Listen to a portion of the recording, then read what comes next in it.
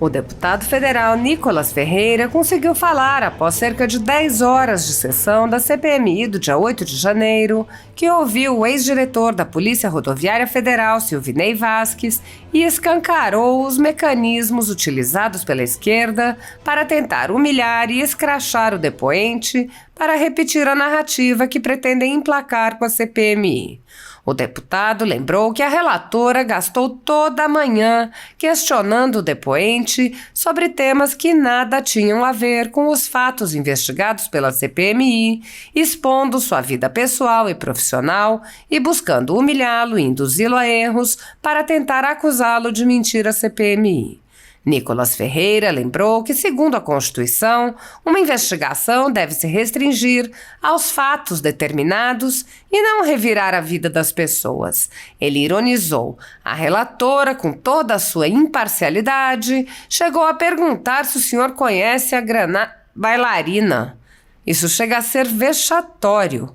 O deputado lembrou o quanto Vasquez foi questionado sobre seus posicionamentos políticos e suposta proximidade com Bolsonaro e mostrou fotografias do atual diretor da PRF, lembrando que este é que era o responsável pela corporação na data dos fatos investigados. Nicolas Ferreira lembrou também as colocações sobre eventos em que Bolsonaro não usou capacete ao dirigir em uma via fechada e comparou com a ministra de Lula, que hoje foi registrada em vídeo andando de moto sem capacete. O deputado relatou que o próprio ministério forneceu uma suposta explicação, dizendo que teria seguido instruções do crime organizado. Ele questionou: é razoável que um ministério e uma ministra fiquem subordinados a determinações de criminosos? O deputado questionou a visível parcialidade da relatora, apontando que ela declara continuamente seu pré-julgamento. Ele apontou que em uma CPI, a função da relatora se assemelha à de um juiz e afirmou que nessa condição, ela não pode emitir sua sentença antes de apurar os fatos. Ele comparou o tratamento dado a Lula, condenado e descondenado, e disse: mas chegam para o senhor e apontam o dedo, quebrando a presunção da inocência. O deputado questionou ainda a legitimidade de pessoas que sequer assinaram o requerimento da CPMI pedirem o afastamento de parlamentares. Ele disse: tomem vergonha na cara, com todo o respeito, tomem vergonha. Nicolas ridicularizou a narrativa de que poucas pessoas, incluindo idosos e crianças, iriam tomar o poder. Ele disse: hoje não se passou de nada mais do que narrativas frustradas da esquerda.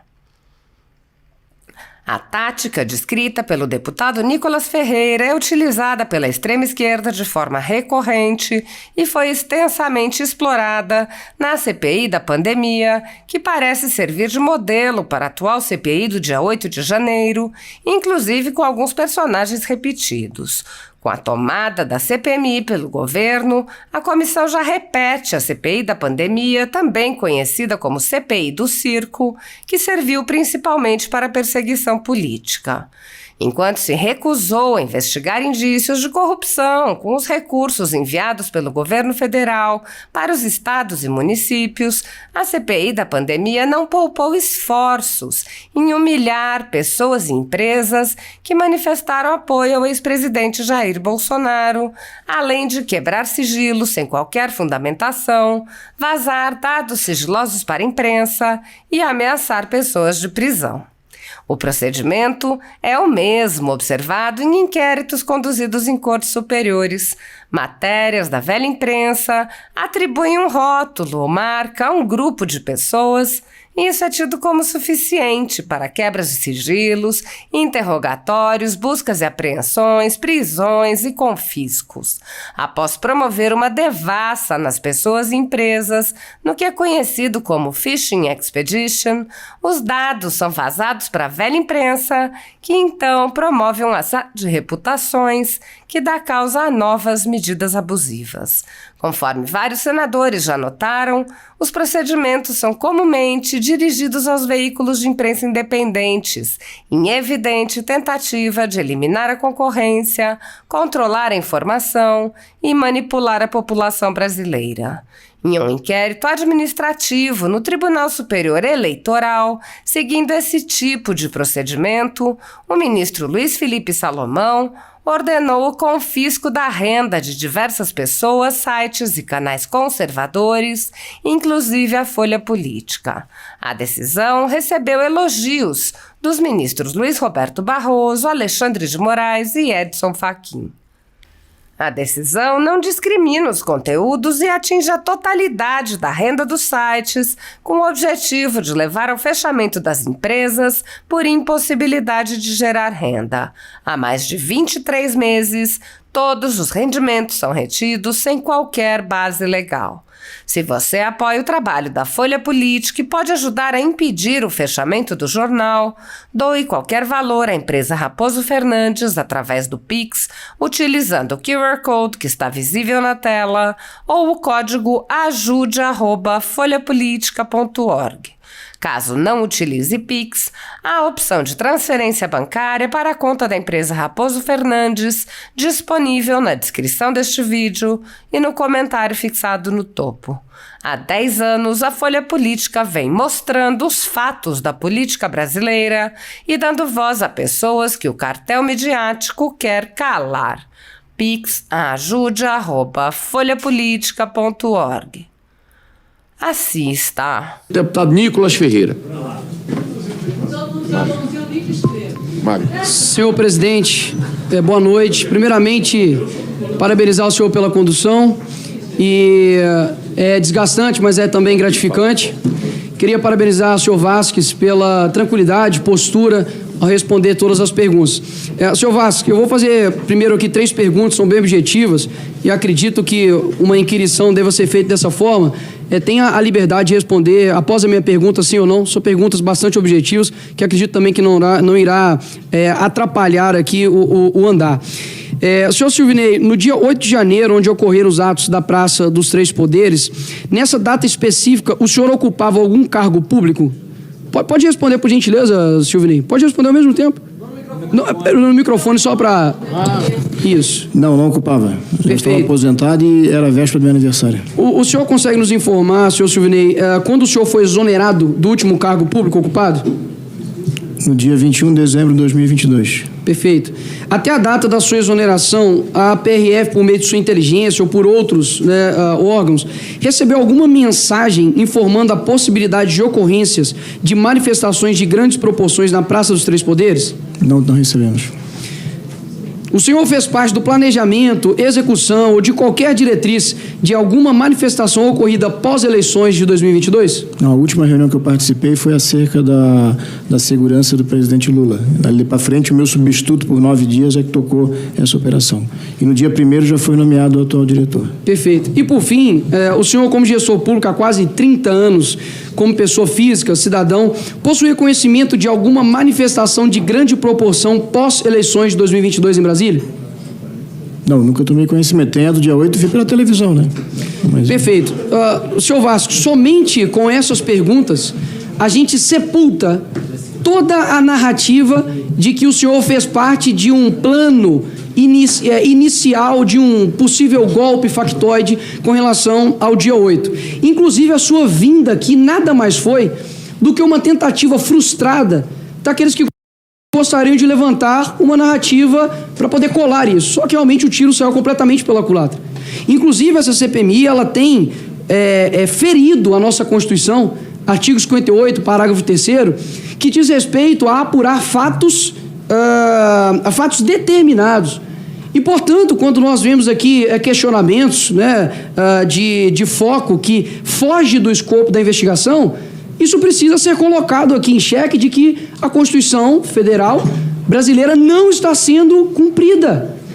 Porque os questionamentos aqui, senhor Vasques, por exemplo, foi no seguinte sentido: por que o senhor tinha foto com o Bolsonaro? Se o senhor tinha conhecimentos que a empresa era apoiada por Trump? Qual foi as compras de veículos da PRF? O número de mortes em estrada? Sobre espião Pegasus? A relatora, com toda a sua imparcialidade, teve a coragem de perguntar se o senhor conhecia a respeito da granada bailarina. Foi colocado aqui um questionamento se a camisa 22 era ou não do Rodinei do Flamengo. Isso chega a ser vexatório para um governo, numa tentativa de elencar uma narrativa, fazer essas perguntas para o senhor. Quando nós olhamos aqui, os outros senadores anteriormente colocaram a respeito aqui de outros demais temas, como, por exemplo, a escolha do PRF, do diretor, e a sua imparcialidade e a sua proximidade, né, ou não com o presidente Bolsonaro. Eu gostaria, isso aqui é um momento especial, eu gostaria, por gentileza, de solicitar à mesa que colocasse a foto do então imparcial novo diretor da PRF, com seu charuto, boné cubano. Pode passar, por gentileza, para a próxima foto, que todos gostariam de ver, onde ele está com sua toda imparcialidade, com a foto do atual ministro da Justiça.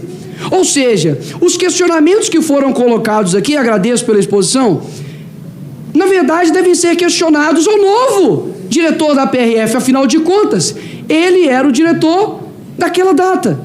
Portanto, vi aqui também os senadores dizendo a respeito que onde estava a PRF, senhor Vasques, quando, por exemplo, o Bolsonaro andava sem capacete na moto. Aí eu te pergunto, olha só que presente a nova ministra do Lula nos deu hoje, ela andando de moto sem capacete. Aí eu pergunto, senhor diretor da PRF, onde está o senhor quando uma ministra, inclusive ali na Maré, está andando sem capacete na moto? E a título de curiosidade, sabe qual foi a resposta do Ministério a respeito do porquê que ela estava sem capacete? Porque eram regras determinadas do local. Aí eu te pergunto, é razoável de que um ministério e uma ministra fiquem subordinados a determinações de criminosos? Mas só a título mesmo de esclarecimento. Eu ouvi aqui também dizer, com relação a questionamentos, né, super focados no dia 8, se o senhor utilizava ou não celular em reuniões. Sendo que o Lula, a gente sabe, o senhor eu não sei, mas que o Lula não usa em seus churrascos, isso eu sei. Quando a gente olha a questão aqui de acusações feitas ao senhor, como se o tom fosse além de acusatório, fosse de sentença. Infelizmente, nós temos a relatora que em seu primeiro dia de CPMI disse que foram atos golpistas. Eu acredito que uma juíza não pode dar uma sentença sem a finalização dos autos. E olha só que curioso, eles utilizam o Lula como inocente, sendo que foi condenado por 3 instâncias em corrupção passiva e lavagem de dinheiro, e só foi inocentado, não deixa condenado, por conta de amizades de togados, mas chegam aqui para o senhor e apontam o dedo, quebrando a presunção da inocência, onde a pessoa não pode ser culpado até que haja transitado em julgado. Então é a título de justiça com o senhor que eu faço isso daqui. E por fim, um senador que é de aqui de Minas Gerais, mas que pelo visto não conhece de Belo Horizonte, questionou ao senhor do porquê que a PRF não interviu na Avenida Raja Gabalha, onde estavam ali diversas pessoas de verde e amarelo, de forma pacífica, em frente ali ao quartel. Ele não sabe que ali é uma rodovia, uma avenida municipal, portanto a PRF não tem competência para tal. Ou seja, basicamente o senhor veio aqui e respondeu questionamentos a respeito da sua gestão e vida pregressa, o que foge totalmente do escopo dessa CPMI. E por fim, um deputado aqui anteriormente disse que pessoas, e isso aqui é muito grave, vocês vão entender por que é grave, ele disse que pessoas deixaram de votar por conta da PRF. Contudo, nós temos aqui uma notícia onde o ministro Alexandre de Moraes diz que operações da PRF não impediram eleitores de votar. O senhor deputado, ele já foi embora, mas o senhor deputado está dizendo que o ministro Alexandre de Moraes é um mentiroso? Isso é complicado, isso é muito grave. E por fim, presidente, no começo aqui foi feita uma questão de ordem para poder retirar 2 membros dessa CPMI, André Fernandes, senador Marcos Duval. E eu gostaria aqui de perguntar à senadora Elisiane se a senhora assinou a abertura da CPMI? Não. Senador Randolph, o senhor também assinou? Não. Jandira Fegali também assinou? Não. Pessoas que não assinaram a abertura dessa CPMI, que inclusive trabalharam contra a abertura dessa CPMI, estão requerindo a retirada de deputados e senadores que fizeram de tudo para que fosse investigado. Tomem vergonha na cara. Assim, com todo o respeito, tomem vergonha. Até mesmo porque foram levantados aqui narrativas por deputados e senadores dizendo que foi uma conspiração para poder virar os resultados das eleições. Horas. Com 20, 30 anos vai se mudar. Eleição presidencial. Quem cai nisso?